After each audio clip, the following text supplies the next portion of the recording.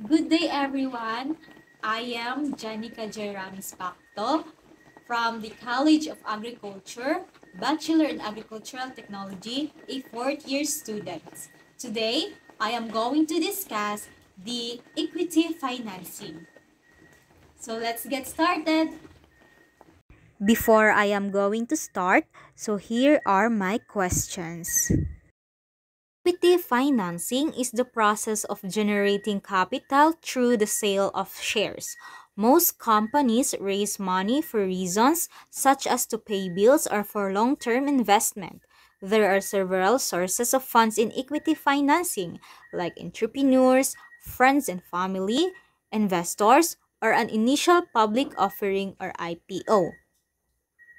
Equity financing involves raising capital by selling shares of ownership in a company. Think of it as selling pieces of pie. So, to investors, when you buy a share of a company, you become a part owner and have a claim on the company's future profits. So, companies raise money through equity financing for a variety of reasons, including funding operations. Startup and growing companies often need capital to cover day-to-day expenses such as salaries, rent, and supplies, and also for investment in growth. Equity financing can fund expansion, new product development, marketing campaigns, or acquisitions, and also paying off debt. Some companies use equity financing to reduce or eliminate existing debt obligation. So, equity financing is a powerful tool for companies seeking to raise capital and fuel growth. And also, it involves selling shares of ownership in the company in exchange for investment. Equity financing offers advantages like no debt repayment and long-term investment, but it is also comes with disadvantages like dilution of ownership and potential loss of control. So we have 5 stages of equity financing. Pre-seed funding is the preliminary capital, a business that comes from friends, family members, or even credit cards. So, pre-seed funding is an early stage of investment that comes before seed funding. So, it is typically used to validate a business idea and develop a minimum viable product, or the MVP. So, pre-seed funding can come from a variety of sources, including friends and family, bootstrapping, crowdfunding, angel investor. So, pre-seed funding is typically a small amount of money ranging from a few $1,000s to a few $100,000. So, it covers costs in developing a prototype or MVP, conducting market research, hiring a team, and also paying for legal and accounting fees. So, while free seed funding can be a valuable way to get a business off the ground, so it is important to remember that it is not a guarantee of success. Entrepreneurs should carefully consider their funding needs and the risk involved before accepting any free seed funding. Seed funding, known also as seed capital, usually ranges from 100,000 to 500,000. So, seed funding, also known as seed capital. So, it is an important step for startups after the initial pre-seed stage. So, what is seed funding? So, it's the first significant investment a startup receives from external investors. So, these investors are usually venture capitalists, angel investor, or the accelerator. So, why is it important? Seed funding helps startups like build a team, hire key employees, developers, and marketing specialists, and also develop their product, refine and improve their product or service, potentially creating a beta version for early testing, and also gain market traction, start marketing and sales efforts to acquire early customers, and also validate their business model. So test their assumptions about customers' needs,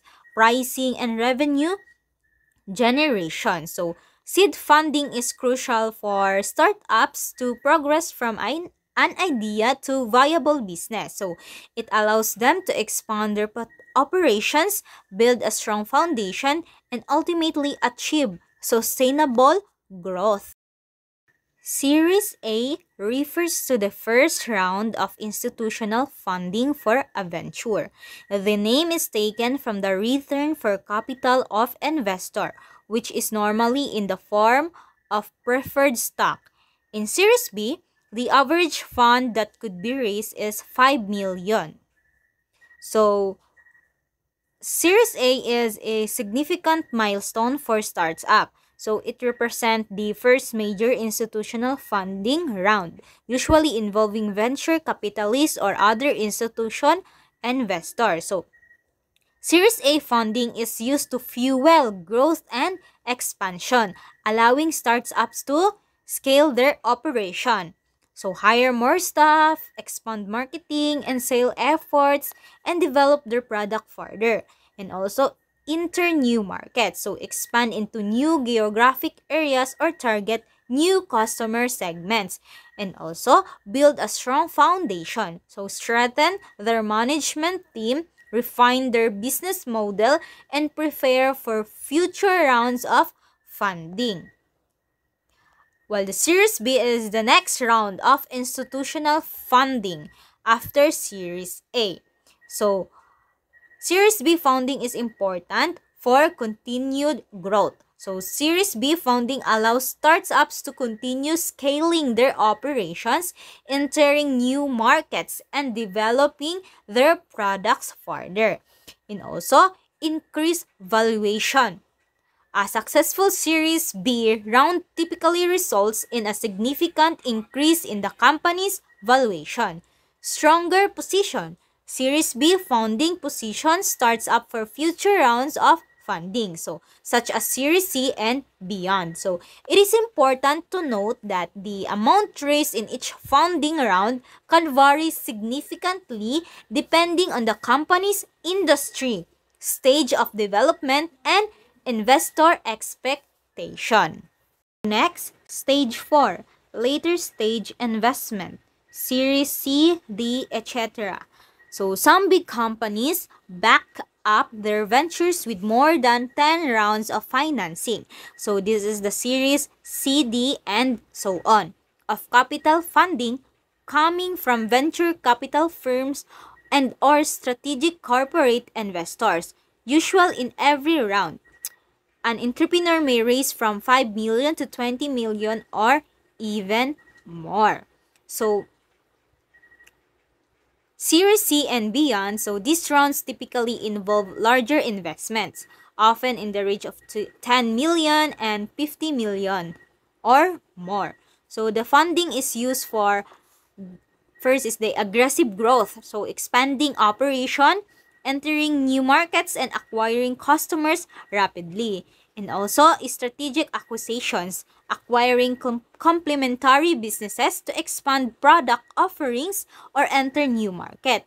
Also, research and development, investing in innovative technologies, product development, and future growth. So, venture capital firms and corporate investor. Later stage funding rounds often involve a mix of venture capital firms and strategic corporate investors. So, it is important to remember that raising multiple rounds of funding is a testament to a company's success and strong performance. Investors are attracted to business with a proven track record, strong leadership, and a clear vision for the future. So next, stage 5, mezzanine financing. So mezzanine capital is a capital in the form of equity, debt, or a convertible note that is given to a company just before its initial public offering or IPO. In this stage, the company is already well established that mezzanine investors face less risk on their investment. That's why these investors are quick to cash out fund. So, mezzanine capital, so this type of financing sits between debt and equity. So, it's often structured as a hybrid of both, combining elements like debt. Mezzanine financing has a fixed interest rate and maturity date similar to debt. Equity is often includes warrants or conversion option that allows the investors to convert their investment into equity if the company performs well. Next is forms of equity financing. A new business normally makes use of the entrepreneur's own money to finance the startup by selling his personal properties or using his savings. As the business grows and flourishes, the need for more funds increase, and the entrepreneur is compelled to look for funding from outside sources. So, many entrepreneurs start by using their own money, often selling personal assets or dipping into savings. So, this is known as bootstrapping, and it's a common way to get a business off the ground. So, as a business grows and expands, its needs for capital increases. So, this is because the company needs to hire more employees, expand operations, and market and sell more. So it is common pattern for startups to start with bootstrapping and eventually transition to external funding as they scale. So the specific funding sources and the amount of capital raised will vary depending on the business's industry, stage of development, and growth trajectory. Next is individual private investors. Seeking assistance from individual investor is one way to raise money for the business. Such individual investors may include the entrepreneur's friends, family, and other colleagues. Basically, this is the easiest way because of prior relationship with these people. So, seeking funding from friends and family and colleagues is often the easiest and most accessible first step for entrepreneurs. So, it's also known as friends and family funding and has several advantages. So, existing relationships. So, these individuals already know the entrepreneur and their vision, making it easier to secure their trust and investment. And also, the process is generally less formal and requires less documentation compared to securing funding from professional investors. And also, friends and family often makes investment decisions quickly as they are familiar with the entrepreneur and the business idea. However, it is important to approach friends and family funding with caution. So, clear expectation. Set clear expectation about the investment terms, potential returns, and the risk involved. Despite the personal nature, it is essential to have formal agreements in place to protect both the entrepreneur and the investors. Ensure that investors can afford the investment and are not putting themselves in a precarious financial position. So, while friends and family funding can be a valuable stepping stone, it's crucial to remember that it's not a long-term solution for most businesses. As a startup grows and needs more capital, it will likely need to seek funding from more professional investors. Next is venture capitalists. Venture capitalists or VCs are investors who provide money for business only after the company has been operating successfully for some years and they feel that it is already an established one. So these are professional investors who specialize in funding high-growth startups with potential to disrupt their industries. VCs typically invest in the companies that are still in the seed, Series A or Series B stages of funding. They are willing to take on higher risk because they believe these companies have the potential for significant returns down the line. VCs look for companies with innovative products or services, strong management teams, and the potential to become major players in their market. So, while VCs do invest in more established companies, they are not waiting for years of successful operation. Their focus is on companies with high growth potential even if they are still in their early stages. So we have three venture capitalist approaches. One is the early stage financing. Early stage financing, here an individual or venture capitalist company provides the seed money to start the business and keeps it running quickly. The startup company may or may not have yet a product to market to the customer. So, early stage financing is precisely the term used to describe the initial funding runs that helps a new business get off the ground. So, send money. Early stage financing is often referred to as seed funding because it provides the initial capital to get the business started. So it is essential fuel that allows a startup to develop its idea, build its team, and begin operation. So pre-product or pre-market. As many startups receive early stage funding before they have a fully developed product or have launched it into the market. So this funding helps them to develop the product. So finalize product development, build prototypes, and conduct testing. Also build the team. Hire key personnel such as engineers, designers, and marketing specialists. And also validate the market. Conduct market research, test customer demand, and refine their business model. So, high risk, high reward. Early stage financing is considered high risk because the startup is still unproven and its success is not guaranteed. However, it also offers the potential for high rewards if the business takes off. Investor.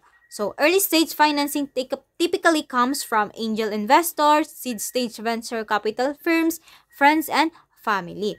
So, early stage financing is crucial for startups because it gives them the resources they need to overcome the initial hurdles and develop their business potential. So, it's a critical step in the journey from a nascent idea to a potentially successful company. Second, expansion financing. Expansion financing is the small company has a definite product and or service offering to sell, and it has an identified target market. Possibly, the business has started a favorable direction. The money shall be used to expand into branches of create new processes for future growth and mind. So, expansion financing is the perfect term for the funding stage. So it's about taking a successful business to the next level. So expansion financing, so this type of funding is secured when a company has a proven product or service. So a defined target market and is showing signs of strong growth or profitability. So it's about leveraging success to scale operations and reach new heights. So purpose of expansion financing is used to open new locations. So expand into new markets, geographic territories, or customer segments. So develop new products or services. So introduce new offerings to diversify revenue streams or tap into new market opportunities. And also increase production capacity. So scale up manufacturing, production, or service delivery to meet growing demand. And also enhance marketing and sales. Invest in marketing campaigns, sales team, or distribution channels to reach a wider audience. And also acquire other businesses. So merge with or acquire complementary companies to expand market share or acquire new technology. So expansion financing can come from various sources into venture capital firms, private equity firms, debt financing, strategic partners. So, expansion financing is crucial steps for companies that want to capitalize on their early success and become major players in their industry. So, it's about using funding strategically to unlock growth potential and build a sustainable and profitable long-term business. So next is buyout financing. So the VCs will be providing money to buy out a company or buy out branches of other companies. So this is not an easy thing to do, but with the right amount of research, this can be done. Any VCs known now that buying out a portion of a company or the whole company of another company could save a lot in terms of time and resources and bring additional income. So this type of financing is used when a company or individual, often backed by a venture capitalist or private equity firm, wants to acquire another company or a significant portion of it. So reasons for buyout. So there are many reasons why companies might choose to pursue a buyout, including market dominance, so acquiring a competitor to gain market share and reduce competition. And also, new products or technologies, acquiring a company with valuable products, technology, or intellectual property. And also, strategic expansion, expanding into new markets or customer segments through acquisition. And also, synergies, combining two companies to create efficiencies, reduce costs, or improve operation. So, buyout financing is a complex and strategic process that requires careful planning, research, and execution. So, it's typically undertaken by experienced investors and financial professionals who have the resources and expertise to navigate the challenges involved. Next is angel investors are those individuals or a larger group that make available financial backing at an early phase of the business at advantageous terms and do not typically participate in the management of the venture. They are commonly wealthy individuals, friends and family or family of the business owner who can invest a large amount of money in the startup. So, early stage investors, angels investors are known for providing funding in the early stages of a company's development, often before it has a proven track record or a fully developed product. High risk, high reward. So, they are willing to take on higher risk because they believe in the potential of the startup and are seeking significant returns on their investment. And also, angel investors typically don't actively participate in the day-to-day management of the business. So they provide capital and guidance, but they trust the entrepreneur's vision and expertise. So wealthy individuals. So angel investors are often high net worth individuals who can afford to invest a substantial amount of money in startups. So network and expertise beyond money, angel investors often bring valuable connections and expertise to the table. They can introduce startups, the potential customers, partners, or other investors. So, angel investors play a vital role in the startup ecosystem, providing crucial funding and support the new businesses with the potential to disrupt their industries. They are instrumental in helping entrepreneurs turn their ideas into successful companies. So, we have 5 angel investor types. So first, the family investor. The family investor is not actually a classic angel investor at all, but a supportive family member who knows the entrepreneur well. They are interested in backing up a family member or friend and trust very well the owner. So the primary motivation for a family investor is to support a loved one, often a family member or close friend whom they trust implicitly.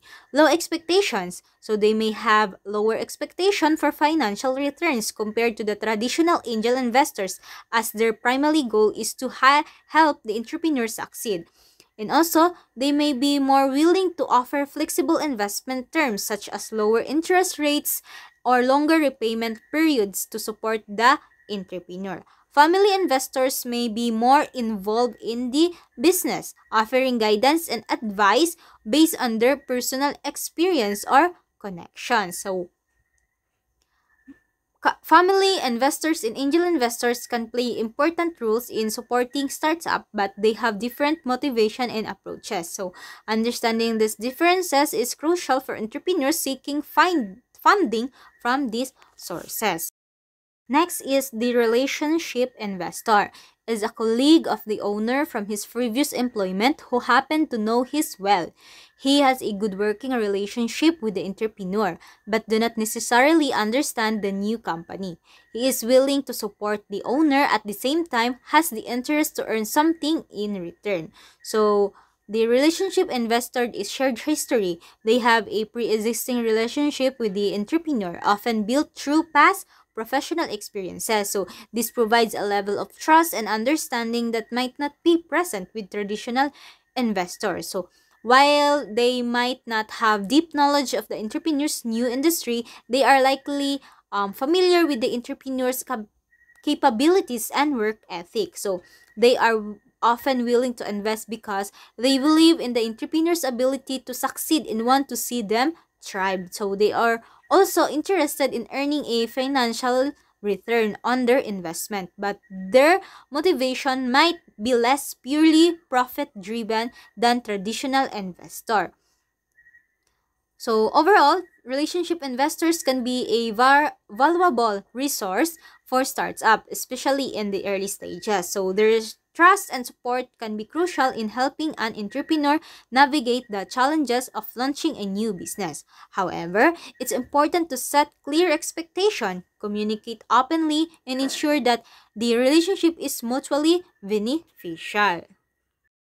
Is the idea investor. So is a person who can confirm the soundness of the entrepreneur's idea rather. Being very familiar with the business, he has little emotions but big concern on the idea of the startup. He can be a good partner because he can provide quite good advice. So they are deeply familiar with the market, the industry, and the business concept. So they are not driven by emotional connections, but by a careful assessment of the idea's viability. So their advice is based on sound business principles and a clear understanding of the challenges and opportunities. So they can be brutally honest, but their insights are invaluable for refining the business model and mitigating risks. So they can help the entrepreneur identify potential pitfalls, so refine the value proposition and develop a more robust strategy for success. So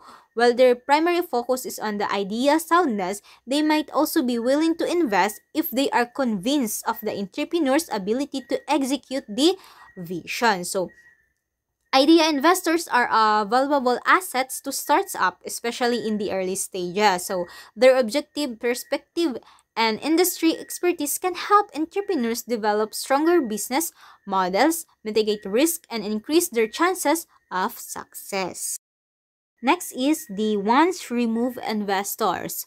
So the once remove investors could probably have a personal or professional connections with either the relationship investor or the idea investor. He does not know really the entrepreneur, hence the owner does not have any clue on the soundness of his idea. He trusted someone to lead him into a successful investment prospect. So the once remove investor is they are not directly connected to the entrepreneur but have a relationship with either a relationship investor or an idea investor who has vetted the entrepreneur and the business idea. So the entrepreneur's trust is based on the recommendation of someone they know and respect rather than a direct assessment of the investor themselves. So they might have limited knowledge of the entrepreneur's industry or the specific business ideas, relying on the expertise of the intermediacy. So their motivation can vary. It could be a desire to support a friend or colleague,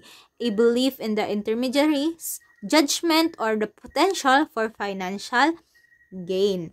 So once remove investors can be a viable source of funding for startups, especially if they are well connected and have a reputation for sound judgment. However, it's crucial for entrepreneurs to carefully consider the risk and ensure that they have a clear understanding of the investor's motivations and expectations. And the last one is the angel investor. Could be a relationship investor or idea investor has been successful in making other angels and non-angels generate money. He has his own company in the same industry or have strong connections with other angel investors. He can influence the once remove investor to return. So they have a proven history of successful investments, both in their own ventures and in guiding other angel investors. So they are known for their keen judgment and ability to spot promising opportunities. So they often have deep knowledge of a specific industry or sector, allowing them to identify and assess starts up with a clear understanding of the market dynamics. So they have cultivated a wide network of angel investors, venture capitalists, and other influential figures in the startup ecosystem. So this allows them to connect entrepreneurs with the right investors and resources. So they act as mentors to other angel investors, sharing their expertise, insights, and connections to help them make informed investment decisions. So our angels investors play a critical role in the startup ecosystem. So they act as both investors and mentors, guiding entrepreneurs, so connecting them with capital and fostering a vibrant community of angel investors. So their influence can be transformative for startups, accelerating their growth and increasing their chances of success. Crowdfunding is raising money for an individual or company by collecting donations from a large number of individuals to fund a startup business.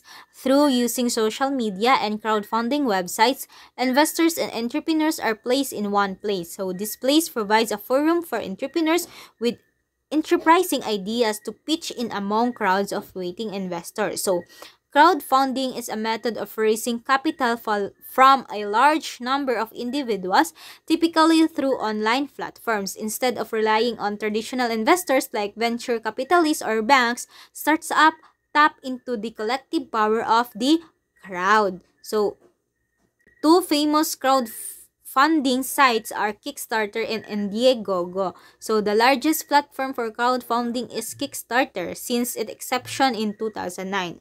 So it has funded over 160,000 projects with $4.2 billion pledged across all Kickstarter projects. So Indiegogo began with raising money for independent film creation. So Kickstarter primarily focuses on creative projects such as films, music, art, games, and technology.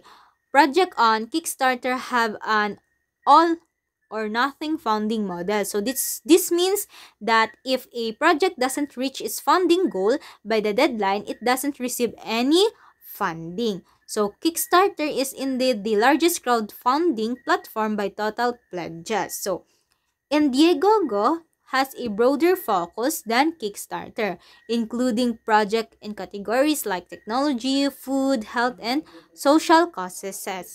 So Indiegogo offers both all or nothing and flexible funding options. So with flexible funding, projects can receive funds even if they don't reach their goal, but they might have to make adjustment to take or to their plans. So both Kickstarter and Indiegogo have played a significant role in democratizing funding to creative and innovative projects. So they have helped countless entrepreneurs bring their ideas to life and have become vital platforms for the growth of their crowdfunding industry.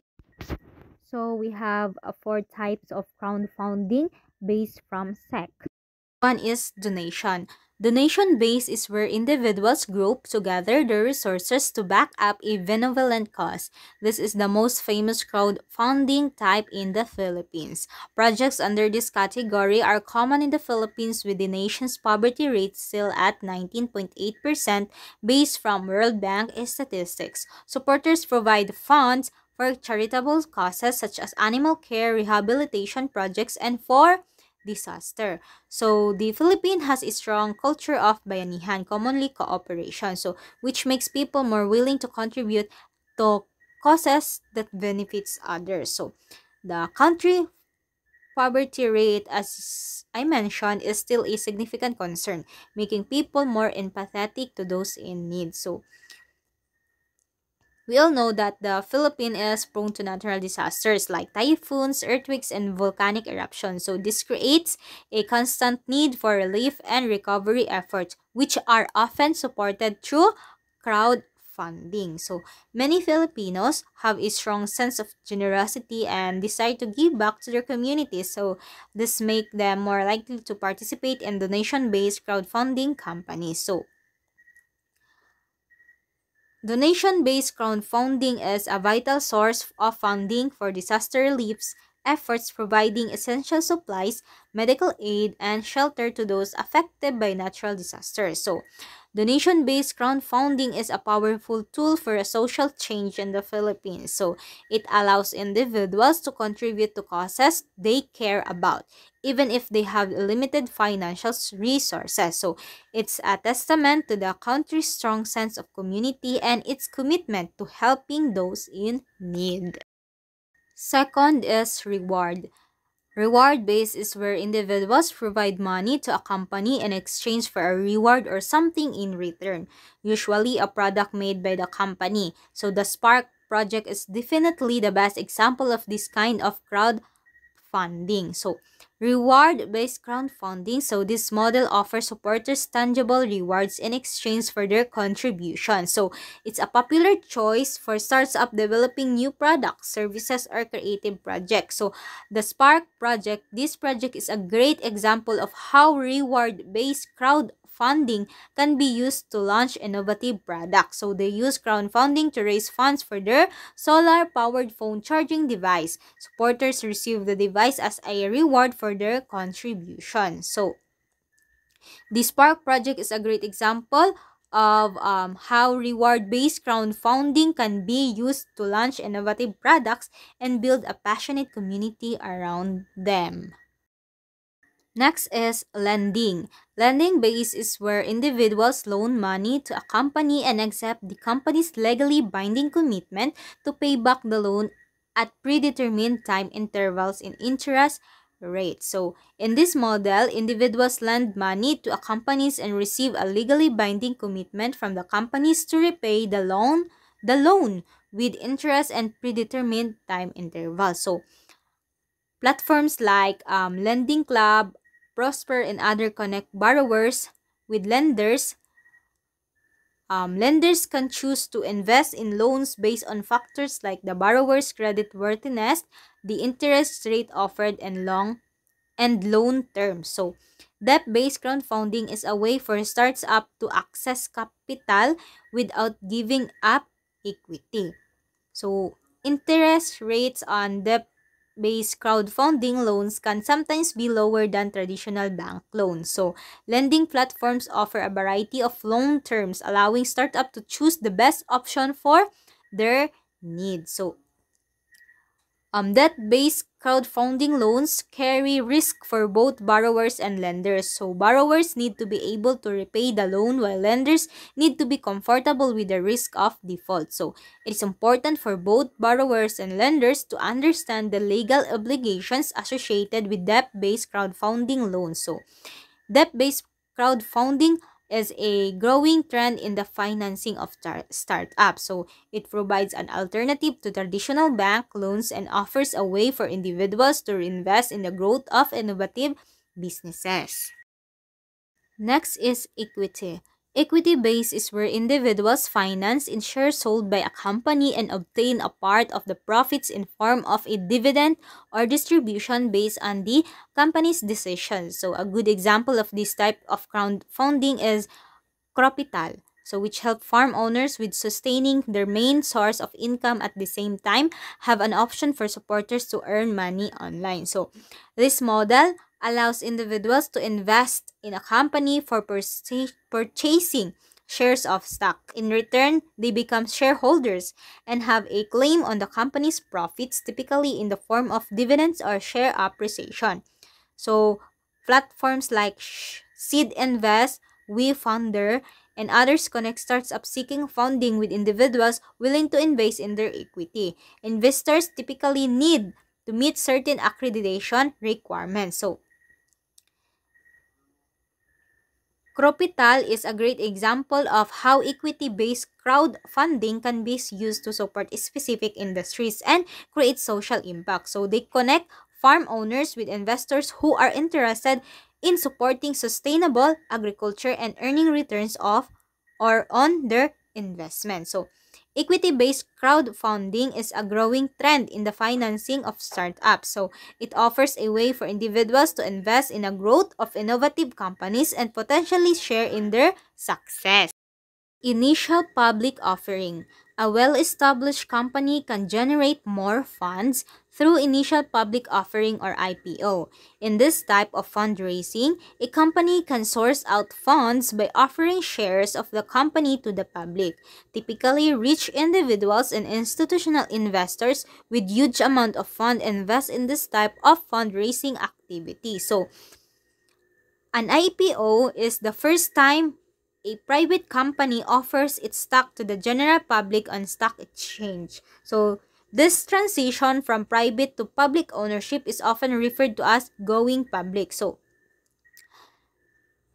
IPOs allow companies to raise substantial amounts of capital by selling shares to a wide range of investors, including individuals and institutional investors. So this capital can be used for various purposes such as funding expansion, research and development, acquisitions, or paying down debt. So going public increases a company's visibility and prestige, enhancing its brand image and attracting potential customers, partners, and employees. So,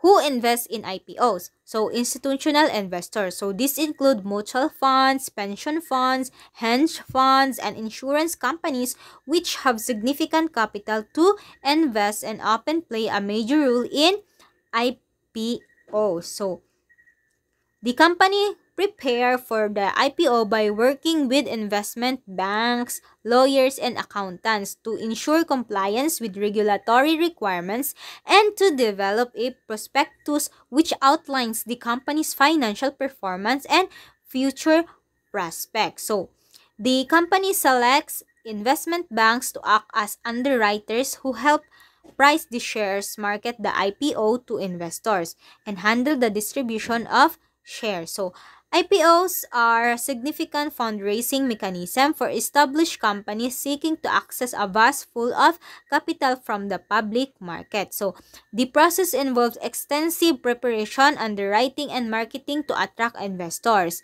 IPOs offer companies increased visibility, prestige, and access the financing while providing an exit strategy for early investors. So that ends my discussion. So before I end, I leave you all a quote. Equity financing offers significant opportunities for growth, but careful consideration of terms and investor alignment is crucial for long-term success. So that's it. Thanks for watching. Bye.